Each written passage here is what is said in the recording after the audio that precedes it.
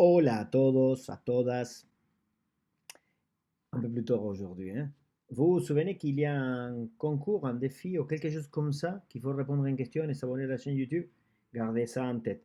J'ai vu passer des lutins l'autre jour qui m'ont capté les commentaires d'une vidéo et qui ont lancé ça, ce défi. Vous l'avez certainement vu.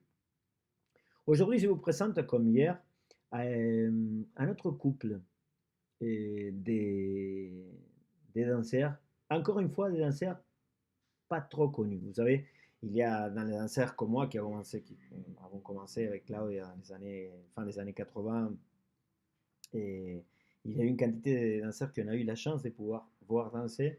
Certaines nous ont passé des informations dans des pratiques, dans des cours, dans des milongas, mais c'était pas encore bien organisé la façon dont ils enseignaient. En fait, c'était pas des maîtres, ils n'enseignaient pas. Pour la plupart, ils dansaient, ils avaient un autre métier, et ils partageaient leur savoir-faire avec nous. Et il y a des danseurs qui étaient plus proches de cette expérience, de pouvoir passer des informations, et qui se sont certains transformés en maîtres par le fait d'être en contact avec nous et de nous passer tout ce qu'ils savaient faire. Il y a des danseurs qui avaient commencé plus tôt à enseigner, comme Antonio Todaro, Pepito Avellaneda, sont des danseurs connus, mais qui ont enseigné, je dirais, depuis toujours. Et il y a des danseurs qui allaient danser, qui ont admiré, qui ont regardé, et qui peut-être leur nom se perd un tout petit peu dans l'arbre généalogique du tango dansé. Ces couples-là, et dont on ne se rappelait pas trop bien les noms, ils s'appellent Los Filippini, mais des fois on se disait Los Filippini, Los Filippelli, Los Filippetti. En fait, nous, entre nous, même à l'époque, c'était des gens discrets, anonymes, et qui dansaient super bien, qui on regardait beaucoup, on ne retenait pas bien les noms, et on les appelait Lito et Lydia. Et c'est comme ça qu'ils étaient connus. Et ils avaient participé à beaucoup de concours, des quartiers, ils avaient fait des démos. Et à leur façon, ils étaient des professionnels de ce monde un peu anonyme du tango, même s'ils avaient les deux métiers différents. Lui, il avait une agence immobilière et elle était costumière. Costumière, voilà. Et, et moi, je me rappelle, comme ça, si je pense à eux, je pense à leur valse. Mais ils étaient aussi des bons danseurs d'un style de salon. C'était de Munro, ce qui est à l'extérieur de la ville de Buenos Aires, côté nord, on va dire, et ils descendaient danser dans Saavedra, Villurquiza, qui sont des quartiers que peut-être vous avez entendu dire, nommer, cœur du style de salon.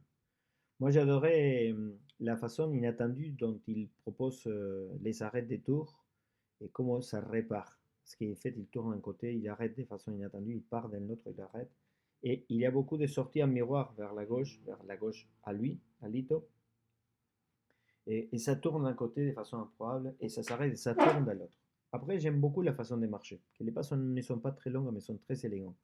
Leur inclination, vous allez les voir, bien, super bien placées tout le temps, bien élégant. Ça m'étonnait à l'époque la extrême élégance.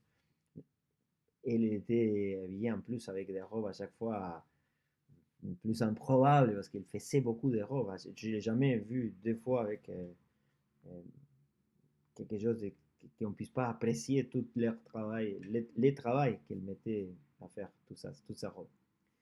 Et elle a un travail de pied très fin, beaucoup de micro-fioritures qui sont extraordinaires. En plus, à l'époque, quand on voyait les femmes tourner, les femmes d'un certain âge qu'on regardait, on admirait sa façon de tourner. Leur style est beaucoup construit sur la marche et les tours. Bonne vision de Lito et Lydia, Los Filippini, et vous allez trouver quelques autres vidéos si vous cherchez. La vidéo que je partage aujourd'hui, c'est une vidéo, on va faire deux vidéos. Mais la première, surtout, vous allez voir une milonga qui n'est pas une milonga, c'est 1991, et c'est un théâtre qui s'appelle Teatro de las Provincias, et sur l'avenue Juan B. Justo, et presque à l'angle avec l'avenue Dorrego, et un théâtre très traditionnel.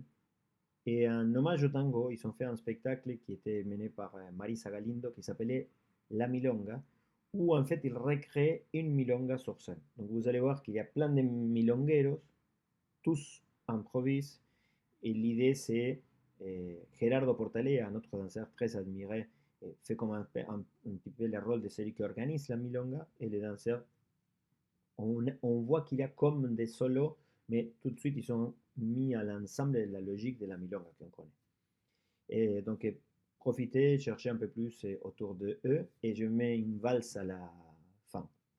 À demain!